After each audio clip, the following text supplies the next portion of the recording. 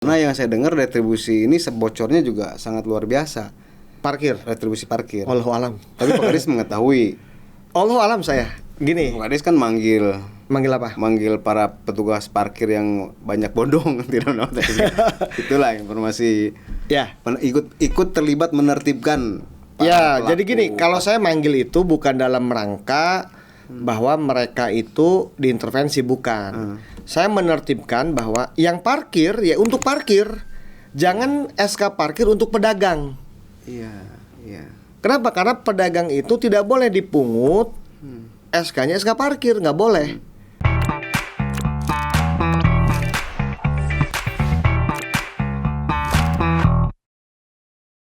Assalamualaikum warahmatullahi wabarakatuh, sahabat Banten Podcast.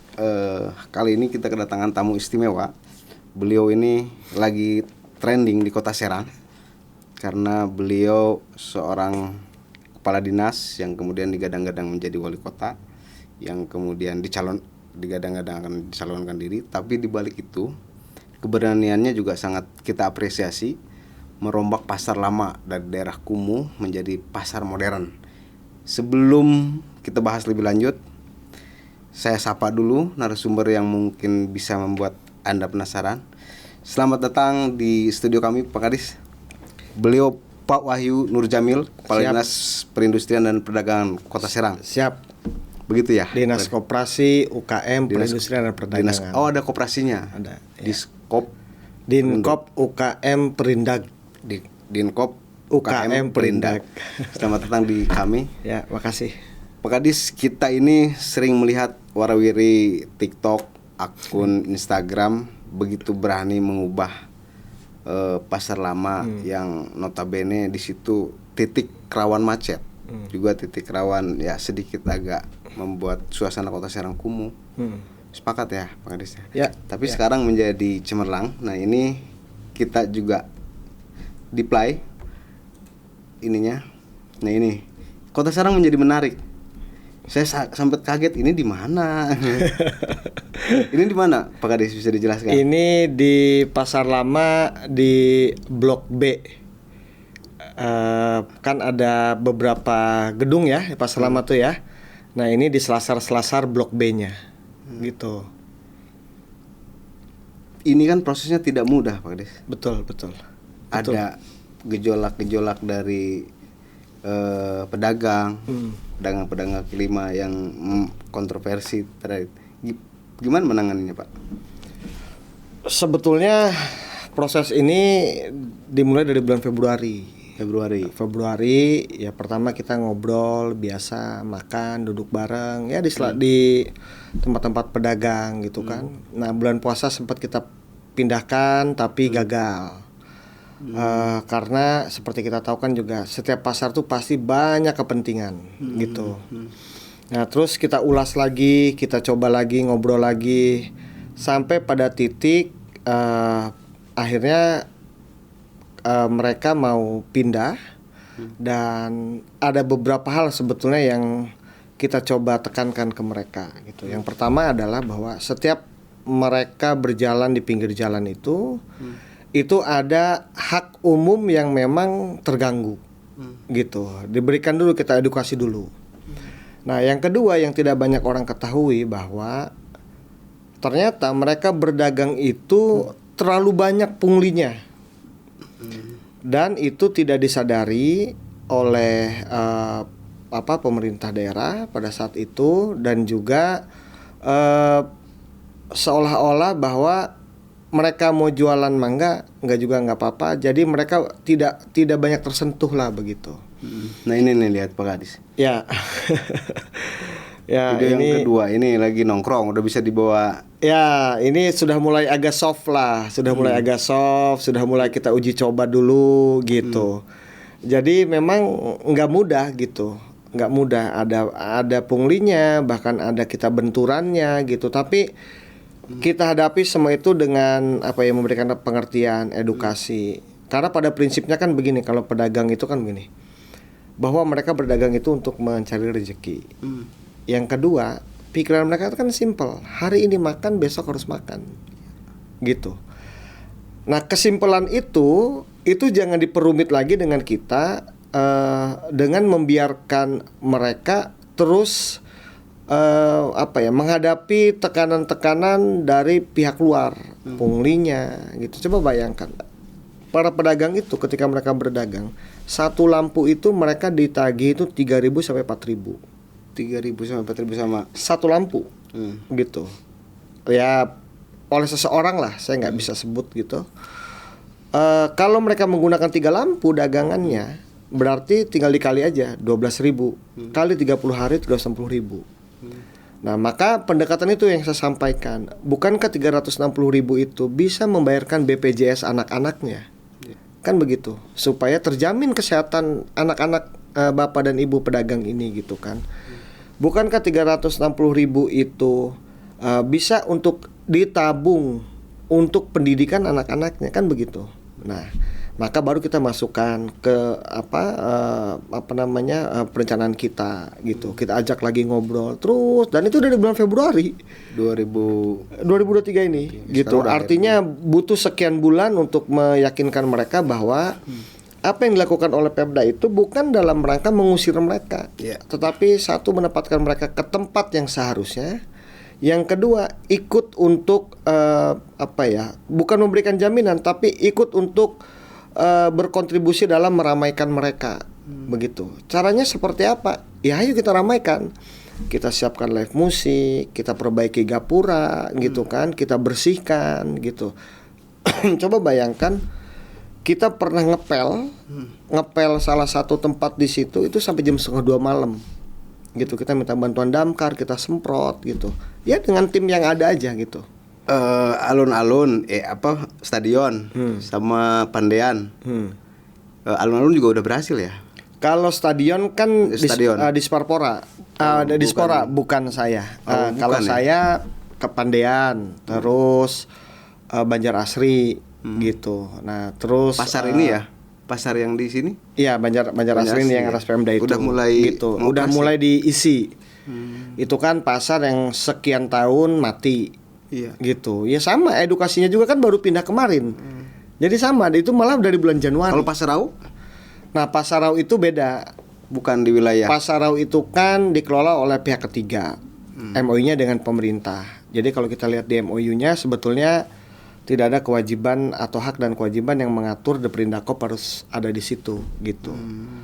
Nah, artinya harus ada perubahan dulu di dalam MOU-nya kalau kita mau masuk. Tapi jadi itu langsung pemerintah ke pihak ketiga. Iya. Artinya kalau di wilayah kewenangan OPD-nya di wilayah OPD mana, Pak? Kalau di MOU-nya nggak ada gitu. Tapi karena kita melekat sebetulnya secara tupoksi, ya seperti hari ini tadi banyak juga pedagang yang mengadukan ke kami di Indakop gitu. Ya kami tanggapi dan kami langsung aksi aja. Langsung gitu. aksi. Langsung aksi itu artinya begini. Ada keluhannya kan begini di Pasar Rau itu. Pedagang di dalam sepi karena banyaknya pedagang di luar. Gitu. Cukup gak oleh Indakop? Enggak. Di situ harus ada Indakop, ada PT Pesona, pihak ketiganya, ada Satpol PP. Gitu ya. Dan orkestranya dari siapa? Dari pimpinan tertinggi kan? Gitu. Itu harus dilakukan pembersihan dan segala macam, mengembalikan kepada fungsinya gitu kan. Nah, kami di lalanya di MOU itu nggak ada. Gitu. Nggak ada itu artinya nggak memiliki kewenangan. Iya, nggak memiliki kewenangan. Tapi kami tetap. Nah, dan hebatnya sekarang Indakop itu ya, termasuk saya, nomor teleponnya itu dipegang oleh seluruh pedagang. Gitu. Sebagian besar pedagang itu memegang nomor HP kami karena apa? Permasalahan mereka itu kan day to day. Gitu. Ada yang pungli, ada yang ya macam-macam lah, namanya juga di pasar gitu ya. Jadi itulah yang kita harapkan supaya mereka itu mengadukannya langsung ke kami. Gitu. Kalau dulu kan kebingungan mereka. Waduh Pak, ini mau ngadu ke siapa kan gitu. Makanya tadi di Rau juga ya save nomor saya. Apa yang Bapak mau akan kita rapatkan gitu. Langsung ke Pak Kadis? Iya, langsung ke saya. Jadi kalau setiap hari itu saya nerima WA tuh dari mulai pagi tuh sudah ada tuh pengaduan-pengaduan. Pak, gorong-gorongnya. Iya. Pak, terus ada pedagang yang di depan gitu. Nah, marah kita boleh capek, tapi kita nggak boleh lalai dalam menerima pengaduan itu. Kenapa? Disitulah letak kepercayaan pedagang kepada kita gitu. Kan kalau mereka mengadu ke kita berarti kan mereka percaya ke kita kan. Oh, mereka percaya bahwa kita mampu mengatasi sebagai pihak yang berwenang, yang diberikan amanah untuk mengurusin mereka, kan begitu. Saya dengar Pak Kadis juga turun di tengah malam, Pak Kadis membombardir yang nongkrong-nongkrong nggak jelas. Iya, ya di Kepandaian, termasuk di Pasar Lama. Jadi saya pengen menginginkan wilayah, terutama di Kepandaian, wilayah pasar itu steril dari apa? Dari kemaksiatan, yang dipakai mabok-mabokan. Coba bayangkan ada satu gudang itu yang dipakai satu tempat kios yang dipakai gudang miras. Begitu kita hantam mirasnya tuh 2 truk, gitu. Di sebelahnya itu tempat produksi tuak. Di belakangnya 7 kios yang dipakai tempat prostitusi. Gitu. Nah makanya itu kita kita ya istilah anak mudanya mah babat abis lah gitu ya. Dan tahun depan Kepandaian itu akan kita lakukan revitalisasi. Kepandaian gitu. Ya. Kenapa kita buatkan itu PR lama Pak Kadis? Betul. Kan PR lamanya kan karena begini, karena tidak dikonsep, dibiarkan aja begitu. Nah makanya harus dibuatkan sebuah pasar yang tematik. Sekarang itu pasar itu bukan hanya sekedar tempat bertemu pedagang dengan pembeli, itu kan sudah ruhnya. Tapi bagaimana kita mengemas pasar itu supaya hidup 24 jam. Supaya pasar itu tidak hanya didatengin sama emak-emak, tapi juga anak mudanya. Ya kita buatkan tempat nongkrongnya, kan begitu. Nah supaya itu hidup gitu, hidup. Nah karena Kota Serang ini kan memang kekurangan ruang. Coba ruang publik yang memang itu enjoy, ya kan juga jarang di ini gitu. Nah makanya kita bisa mengemas itu sebetulnya. Nah tinggal mau atau tidak kan tinggal begitu. Nah terbukti di Pasar Lama itu menjadi viral. Apakah cukup dengan itu? Enggak. Yang daftar ke saya per hari ini itu sudah 62 orang. 62 pedagang. Nah tapi kami kurasi karena apa? Karena kan makanan beratnya kan sudah ada di 2 blok. Ya maka kita harus membuka blok 3 itu dengan jajanan-jajanan yang ya untuk anak ya yang ABG lah begitu kan. Diatur juga ya Pak? Iya diatur juga. Kita harus kurasi jadi supaya aneka kulinernya tuh banyak begitu. Yang terkenal itu kan di Tangerang itu Pasar Lama Tangerang. Ya saya pernah datang ke Pasar Lama Tangerang. Sebetulnya kan konsepnya sama aja. Cuman yang dibedakan Pasar Lama Serang itu lebih mumpuni. Parkiran enak. Kan dekat parkiran gitu. Nah hebatnya begini Kang, setiap kita merevitalisasi maka itu ada efek lainnya gitu. Kemarin beberapa hari yang lalu saya kedatangan para pemuda-pemuda yang ada di Kampung Pasar yang dia punya SK parkir. Mereka mengucapkan terima kasih ke saya dan meminta izin untuk mengelola parkir. Loh saya bilang izin bukan di saya, kalau parkiran itu adanya di Disub. Tapi mereka mengucapkan terima kasih bahwa surat tugas yang dia miliki untuk mengelola parkir itu sekarang hidup dan dia bisa menghidupi anak buahnya. Hidupnya gitu. Maksudnya? Ya kan jadi parkirannya kan jadi banyak karena semakin banyak orang berkunjung maka parkirannya kan banyak. Kebocoran dari retribusi juga. Wallahu alam ya. Kalau parkir saya bisa. Kan tidak dalam ranah saya gitu. Kebocoran dari retribusi terhadap pedagang. Maksudnya ada retribusi terhadap pedagang-pedagang itu yang masuk ke kas daerah. Oh iya ada. Kalau pedagang berdasarkan perda itu. Ya kalau pedagang itu kami yang mungut. Nah 2.000 rupiah gitu, 2.000 rupiah. Nah per hari ya. Per hari. Itu di luar biaya listrik dan lain-lain. Kalau gini, jadi konsepnya begini. Kami mereka selama ini kan listrik kan mereka oleh pihak ketiga orang lain yang mereka membayar. Oke, sekarang jaringannya, KWH-nya itu kita pasang. Tapi untuk bayar tokennya itu silakan dikelola oleh paguyuban pedagangnya. Gitu. Jadi kami tidak membayarkan listriknya, tapi pedagang sini yang membayarkan listriknya. Patungan silakan. Gitu. Dan itu lebih hemat dibandingkan dengan mereka berjual di pinggir jalan. Gitu. Nah, untuk alhamdulillah dalam setahun ini termasuk retribusi gitu ya. Kami mungkin baru kali ini Dinkop Perindak, karena kami kan melihat kan begini, kalau kita mau tahu apa yang mau dilakukan harus melihat ke belakang. Oh di belakang itu dulu capaian PAD itu cuma 700 juta. Hari ini kita sudah mencapai 2 miliar. Per satu tahun dari 1 tahun dari yang kita kelola, dari retribusi pasar dan sewa barang milik daerah. Artinya melonjaknya drastis 3 kali lipat. 3 kali lipat. Ya, jadi pertama kita di anggaran murni itu kita 1,3 ditetapkan targetnya. Di bulan Juni kita sudah mencapai 1,4. Di anggaran perubahan kita dinaikkan lagi targetnya jadi 2,6. Nah, sekarang kita sudah mencapai 2 miliar lebih.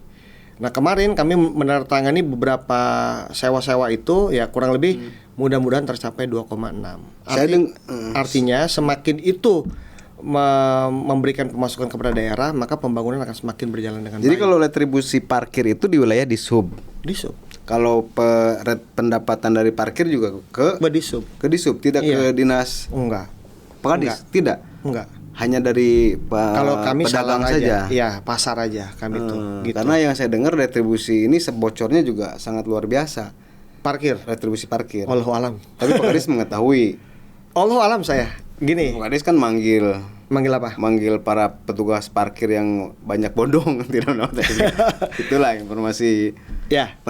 Ikut terlibat menertibkan para Ya, pelaku. jadi gini, kalau saya manggil itu bukan dalam rangka bahwa mereka itu diintervensi, bukan. Saya menertibkan bahwa yang parkir ya untuk parkir, jangan SK parkir untuk pedagang. Iya, iya. Kenapa? Karena pedagang itu tidak boleh dipungut SK-nya SK parkir, nggak boleh. Gitu. Pedagang itu dipungutnya salar, diperdanya kan begitu. Nah, kalau saya hanya menempatkan sesuatu pada tempatnya aja, ya kalau parkir silakan.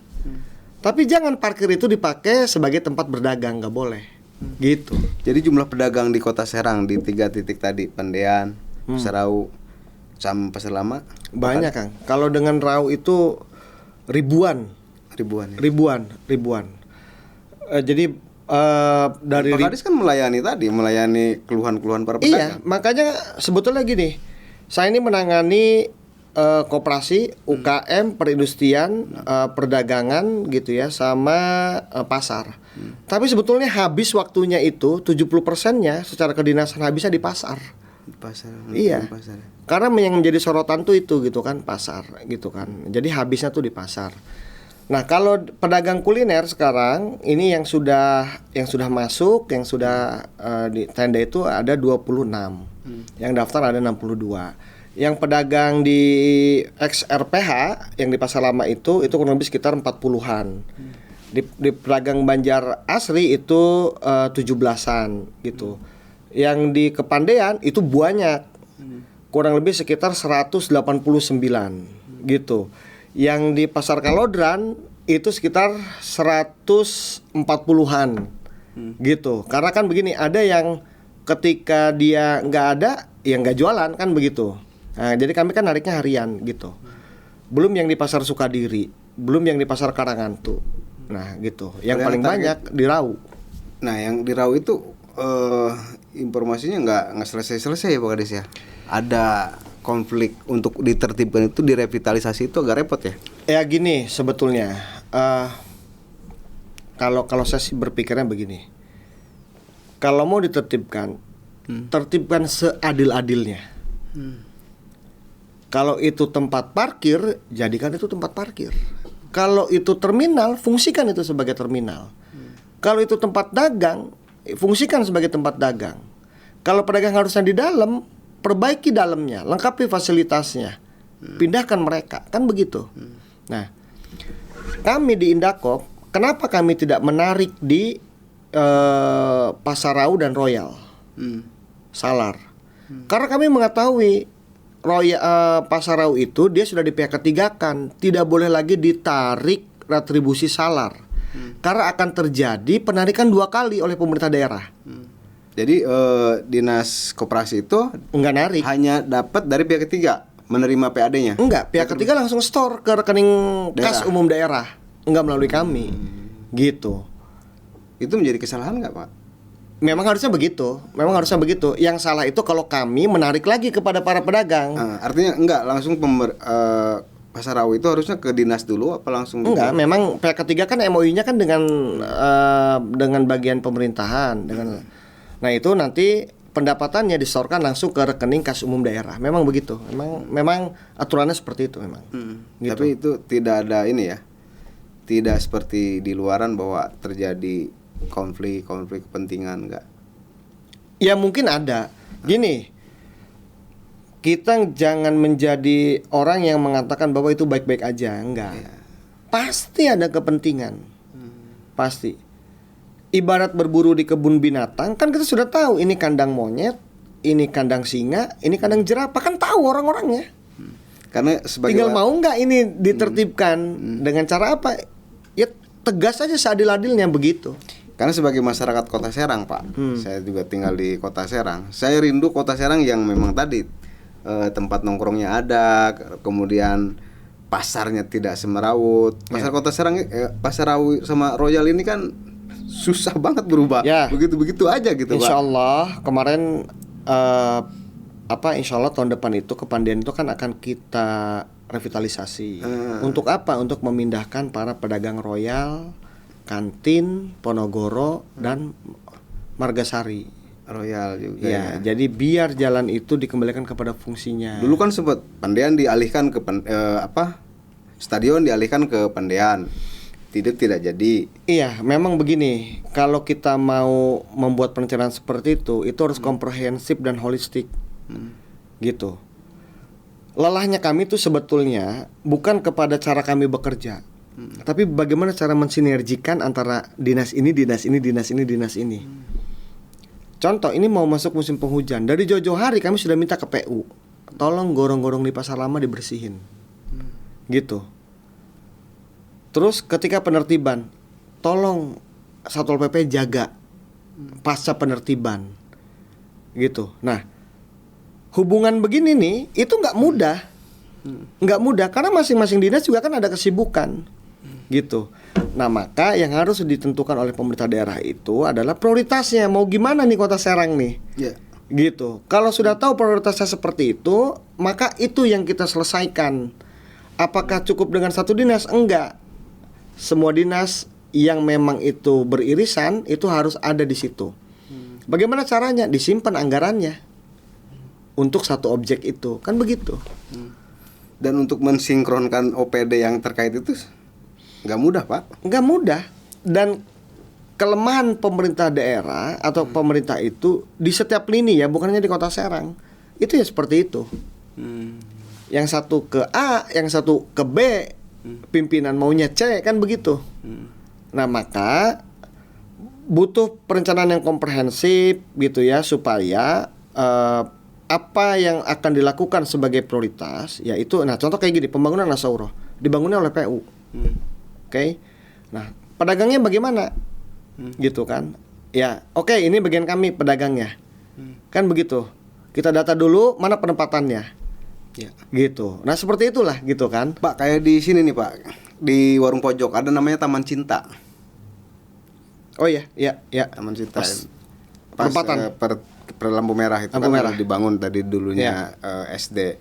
Bangunan SD. Sekarang itu kalau saya perhatikan itu bangunan itu jadi tidak diminati pengunjung, kemudian mangkrak, dan khawatir nyaris sia-sia membuang anggaran kembali lagi. Artinya tidak tuntas, tidak sampai ini diminati, tidak sampai kemudian ini menjadi titik ramai. Nah ini kan kalau dilihat pasar lama ini nampak pengunjung mulai asik nih, para pedagang-pedagang kaki lima asik.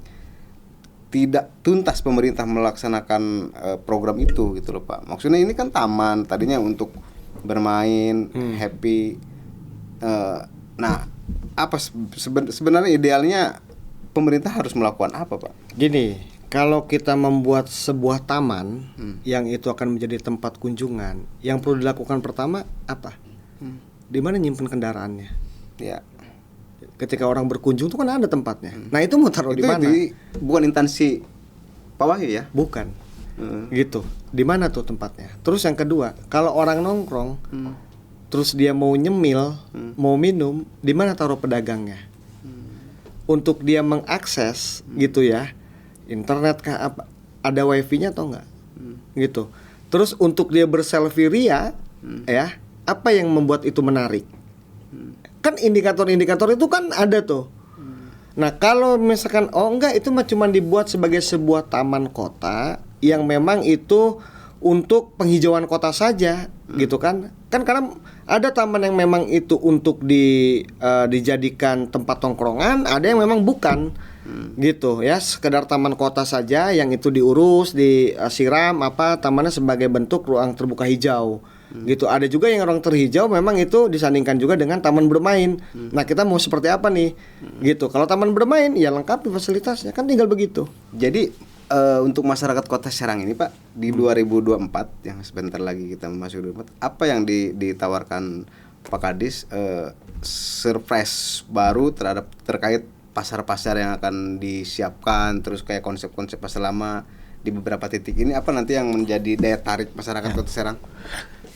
Kalau untuk pasar lama, pedestrian depan itu trotoar, ya itu alhamdulillah tahun depan tuh kami punya anggarannya. Itu akan kita perbaiki, kita buat lebar. Nah, Royal itu akan kita pindahkan ke pasar Kepandaian, dan itu menjadi sebuah pasar yang tematik gitu. Ya, mana yang tukang buah-buahan, mana yang tukang sayuran, mana yang itu pedagang kreatif gitu ya. Mana juga itu yang pedagang loak di belakang gitu kan. Nah, itu menjadi satu kesatuan tuh. Tidak jadi sekarang ini mana yang pedagang kuliner gitu. Iya, mana yang pedagang kuliner kan begitu kan. Nah, masing-masing itu kan kebutuhannya berbeda. Kalau pedagang loak mungkin dia hanya sekedar dibagusin tempatnya. Kalau pedagang buah ikan, pedagang ini saluran buangannya kemana nih? Gitu. Nah, untuk di Royalnya sendiri nanti pedagang kaki lima yang padat di pinggir bahu-bahu jalan itu nggak ada. Disterilkan. 2024. Jadi bagusnya sebetulnya begini. Kalau saya boleh berandai-andai ini. Royal ini yang sudah dalam program Pak, biar 2024 ada harapan. Dalam program yaitu kita bersihkan semua itu gitu ya. Nanti kita pindahkan ke pasar Kepandaian, yang itu akan kita buatkan pasar tematik. Kalau kuliner kebutuhannya seperti ini. Pedagang ikan hias yang ada di Taman Sari, kebutuhannya seperti ini. Gitu. Taman Sari tetap ya Pak di situ ya? Nggak boleh, semua pindah ke Kepandaian. Iya. Gitu. Jadi kalau fungsinya taman, ruang hijau ya ruang hijau. Jangan lagi ada yang bermain-main menyewakan ini, menyewakan itu. Wah, udah. Nah, ini yang menjadi agak pesimisnya dari dulu itu loh Pak. Nggak bisa berlangsung loh Pak. Nggak bisa tertib pemindahan itu, revitalisasi para pedagang ini. Ya, apalagi Royal, optimis Pak Royal nu dipindahin. Gini. Pedagang kaki limanya. Pasar lama. Dulu ya di bulan Februari nggak ada tuh yang minat tuh. Sekarang begitu sudah terjadi ya, BI membantu kita untuk bikin gapura. BI membantu kita untuk pasang tenda-tenda di Blok C untuk para pedagang jajanan-jajanan ringan. Terus kemarin kalau nggak salah dari KEDEK, Komite Ekonomi Daerah gitulah ya, Komite Ekonomi Daerah Syariah apa gitu, itu mau berkontribusi juga di situ. Ya. Nah, sebetulnya pesimis itu kan karena itu mah antar juga beginilah. Ya, gitu kan seperti kan gitu kan. Nah, tapi kalau memang sudah ditentukan tujuannya mau ke situ, at any cost lah. Apapun yang terjadi pindah-pindah. Pak, di pasar lama itu bukan saya tanpa tekanan. Banyak tekanannya. Yang merasa dia kehilangan pendapatan dari sewa tempat ada. Yang dia merasa kehilangan pendapatan dari jalur listrik ada. Gitu. Banyak. Dan saya tetap bertahan bahwa tugas saya adalah melindungi pasar dan melindungi pedagang saya. Gitu. Anda mau ikut, mangga, nggak ikut silakan. Makanya biasakan dalam setiap pemindahan-pemindahan itu diawali dari komunikasi yang baik. Perencanaannya libatkan mereka. Gitu. Nah, kemarin kami sudah mengundang dari pedagang Royal. Pindah Pak, ini minta waktu Pak, nggak bisa. Kecuali di sana itu terjadi apa-apa yang tidak jadi dibangun, mangga. Tapi kalau sudah dibangun harus pindah. Janji saya adalah saya melibatkan Anda dari titik awal perencanaan. Coba masukannya apa nih, gitu. Nah, kalau itu tidak diatur, Pak, ya semua akan begitu saja seenaknya aja. gitu. Semua kan seenaknya aja. Jadi harus ada. Jadi gini, kita tuh harus menjadi apa ya? Seseorang yang memang punya permakluman, tapi kita juga jangan kehilangan ketegasan, gitu. Imbang sajalah gitu. Tapi kalau bandel ya sikat-sikat aja. Kalau menurut saya begitu. Terima kasih Pak Kadis udah paparannya. Nah ini yang dibutuhkan di Kota Serang. Saya tidak bermaksud menyinggung apa-apa, tapi saat ini Kota Serang lagi dibenahin, lagi trending, dan mudah-mudahan ini juga ke depan akan terus kita ulas-ulas lagi. Karena masyarakat Kota Serang saya yakin merindukan situasi yang berbaik, ibu kota provinsi. Sangat. PAD-nya masih lemah, masih minus terus setiap tahun. Ya saya alhamdulillahnya gitu dengan tim di Indakop bisa mendongkrak gitu PAD ya. Yang biasanya per tahun itu cuma 700 juta, PAD-nya 600 juta. Kami sekarang sekian kali lipatnya gitu. Itulah bentuk kontribusi nyata dari tim Indakop yang bergerak bersama gitu ya, untuk bagaimana membantu nih supaya ini meningkat PAD-nya dan ujung-ujungnya dikembalikan lagi ke masyarakat. Makanya bahasa saya di TAPD itu, tolong pendapatan yang dihasilkan oleh Indakop itu balikin kepada para pedagang. Kenapa? Kalau pedagang yang sudah nurut, yang sudah mau, penuhi hajatnya. Berpihak kita kepada mereka, gitu. Kalau misalkan yang tidak nurut sama kita, jangan diurusin. Tapi kalau bisa kita edukasi mereka sampai mereka mau nurut, gitu. Jangan sampai begini, yang sudah nurut kita tidak berpihak, tapi ada SK-SK yang di luar pedagang tapi ditempati kita diemin, kan begitu. Itu kan titik ketidakadilannya kan begitu. Gitu. Sahabat Banten Podcast, itu tadi paparan menarik. Mudah-mudahan ini menjadi harapan baru di Kota Serang, bahwa Kota Serang ke depan akan ada perbaikan-perbaikan untuk tempat nongkrong, tempat berjaga, dan para pedagang jangan ragu untuk melaporkan, menyampaikan keluhan-keluhan langsung. Bisa di WA, di telepon, nanti kita cantumin juga di sini Pak. Mangga. Untuk para pedagang bisa dicek di sini. Kita akan kasih nomor Pak Kadis langsung. Boleh, bebas. Agar ada keluhan-keluhan bisa tersampaikan langsung Pak Kadis. Iya. Oke, baik, terima kasih Pak. Siap. Atas kesempatan. Siap. Doain supaya konsisten dan terus bermanfaat. Siap. Billahi taufiq wal hidayah. Assalamualaikum warahmatullahi wabarakatuh.